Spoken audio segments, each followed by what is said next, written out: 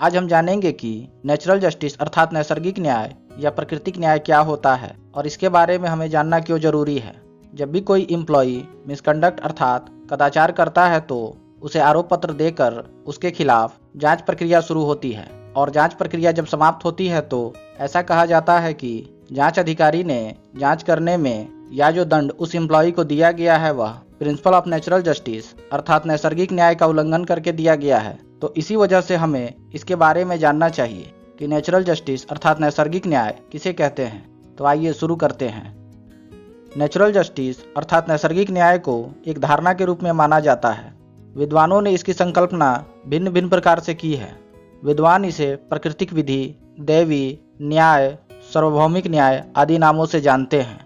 नैसर्गिक न्याय के सिद्धांत वे नियम है जो मनमानी प्रकृति के विरुद्ध न्यायालय द्वारा व्यक्तियों के अधिकारों के न्यूनतम संरक्षण के लिए प्रतिष्ठित किए गए हैं।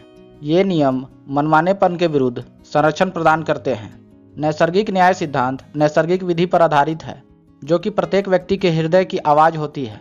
क्रियात्मक दृष्टि से नैसर्गिक न्याय का अर्थ शक्ति के उचित, निष्पक्ष और युक्ति युक्त प्रयोग से लिया गया है। मेनका गांधी बनाम भारत संघ के मामले में ऑनरेबल सुप्रीम कोर्ट ने यह अभिनिर्धारित किया है कि नैसर्गिक न्याय मानवतावादी सिद्धांत है जिसका अभिप्राय विधि में निष्पक्षता प्रदान करना है। इस प्रकार नैसर्गिक न्याय की परिभाषा मामले की परिस्थितियों, जांच की प्रकृति, अभिकरण के नियम, विचारणीय विषयों के परिप्रेक्ष्य में ही की जा सकती है।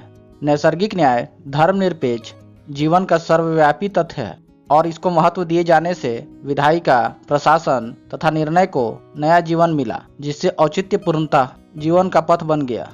मानव इतिहास के पौराणिक काल से लेकर कौटिल्य के अर्थशास्त्र के समय तक विधि शास्त्र को नैसर्गिक नियमों की सील प्राप्त थी जिससे ये नियम सामाजिक न्याय के अंग बन गए। आज इन नियमों को विधान से, न्यायिक निर्णयों तथा अन्य माध्यमों से कायम रखा जा सकता है।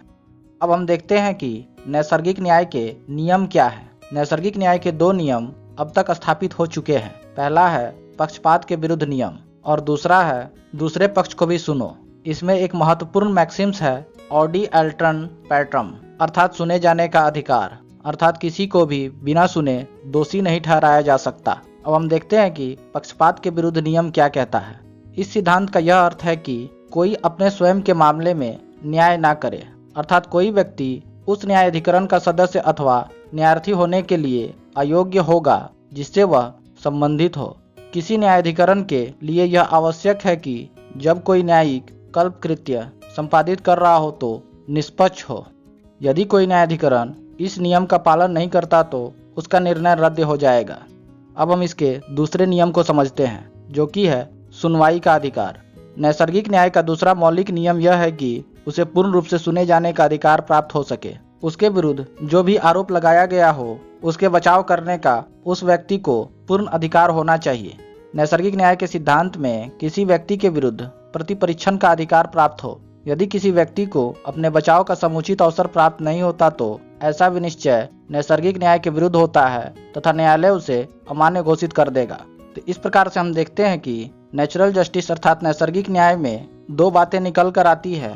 पहला होता है पक्षपात के विरुद्ध नियम और दूसरा होता है दूसरे पक्ष को भी सुनो। और इन दोनों का अगर उचित ढंग से पालन नहीं किया गया तो जो भी निर्णय लिया गया है वह अमान्य होगा।